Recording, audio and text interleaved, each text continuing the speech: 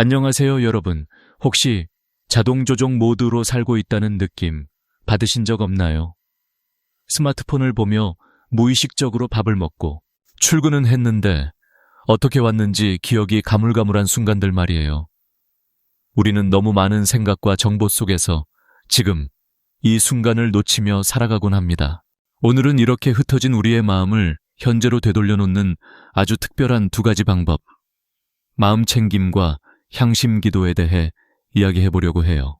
이름은 들어봤지만 뭐가 다른지, 나에게는 어떤 게 맞을지 궁금하셨다면 오늘 영상 끝까지 함께 해주세요.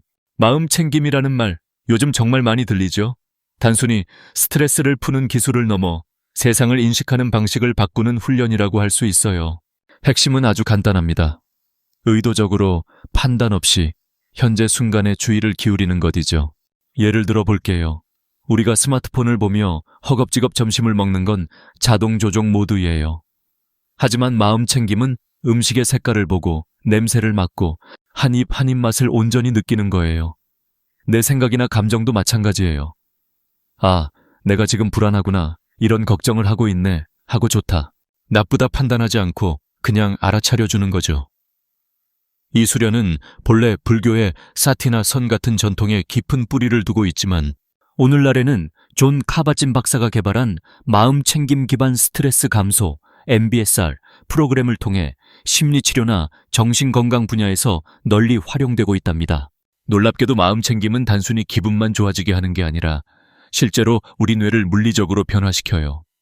운동을 하면 근육이 생기는 것처럼 마음을 훈련하면 뇌의 신경 경로가 튼튼해지는 거죠.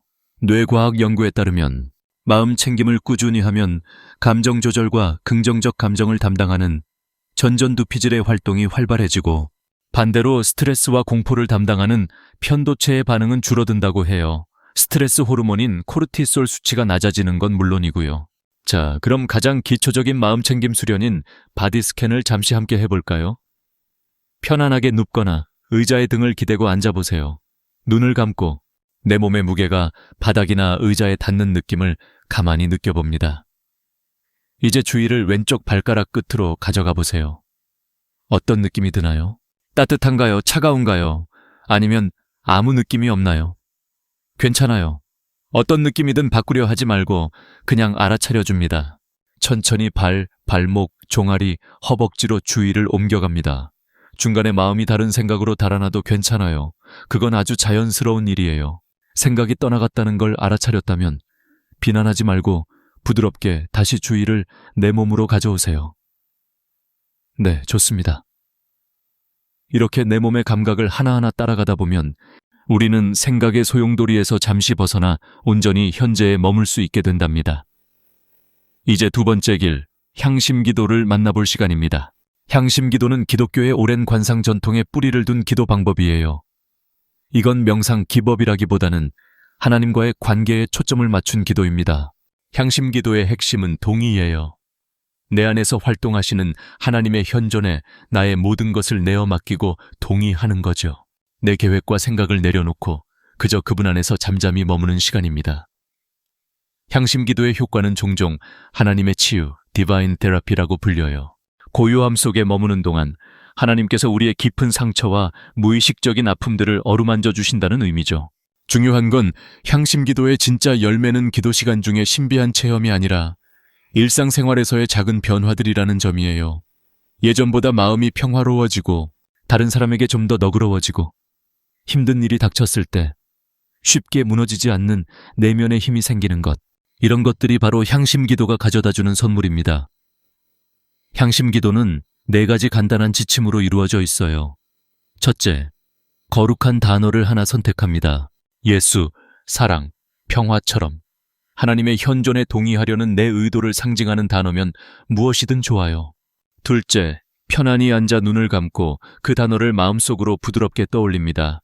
셋째, 기도를 하다 보면 온갖 생각이 떠오를 거예요.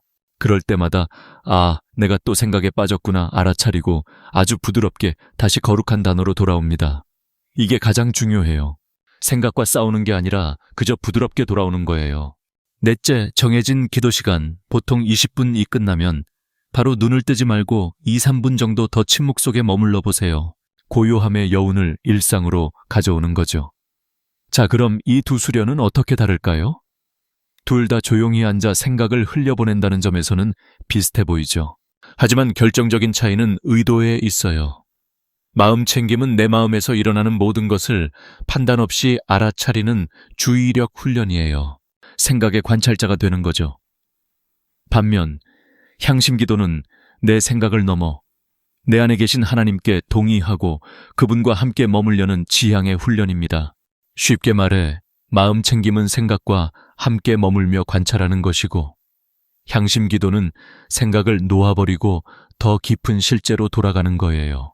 어떤 길을 선택할지는 여러분의 목표와 신념에 달려 있어요. 과학적 근거를 바탕으로 스트레스를 관리하고 정신적 명료함을 얻고 싶다면 마음 챙김이 좋은 출발점이 될 수 있습니다. 만약 여러분이 기독교인이고 말을 넘어선 깊은 기도를 통해 하나님과의 관계를 더 깊게 하고 싶다면 향심 기도가 그 길을 안내해 줄 거예요. 두 가지를 함께 할 수도 있을까요? 네, 가능해요. 하지만 각 수련의 목표가 다르다는 것을 명확히 이해하고 한 번에 하나씩 뚜렷한 의도를 가지고 실천하는 것이 중요합니다. 오늘 우리는 고요함에 이르는 두 가지 길을 함께 걸어봤습니다. 어떤 방법이든 가장 중요한 건 완벽해지려고 애쓰지 않는 거예요. 처음에는 하루 5분, 10분이라도 괜찮아요. 꾸준히 하는 게 더 중요하거든요. 수련 중에 마음이 100번쯤 다른 데로 가도 괜찮습니다. 그럴 때마다 자신을 다정하게 다독이며 다시 돌아오는 것, 그 자체가 훌륭한 수련이니까요. 오늘 영상이 여러분의 마음의 작은 고요함을 선물했기를 바랍니다.